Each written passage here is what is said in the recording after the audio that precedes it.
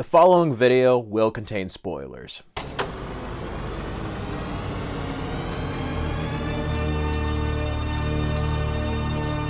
X-Men 97, Episode 7, Bright Eyes, was an action-packed episode. This is the follow-up to Episode 5. Last week we had the revelation of Storm getting her powers back, Professor Xavier being alive, and it was kind of a needed break after the trauma of Episode 5.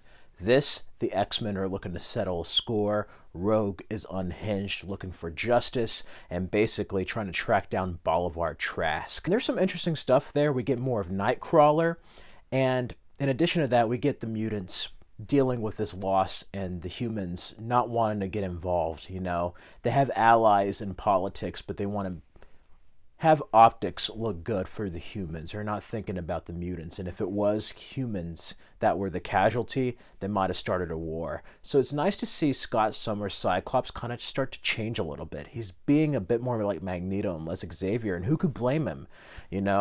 Beast is even having certain emotions that are just like filled with anger and just disappointment, I also like Sunspot and Jubilee's story. Sunspot is basically going to come out as being a mutant to his parents, his mother, and that was a nice little scene there. And again, you kind of see how his family, with like stock markets and stuff, acts with like the news of a mutant being in their family. And like, they may be accepting, but like for the public eye, that can be very controversial. I also like the appearance of Captain America. That scene with Henry Gyrick, I love that interrogation, and then I figured that Mr. Sinister might have been working with someone else, and we do get to see that with some revelations.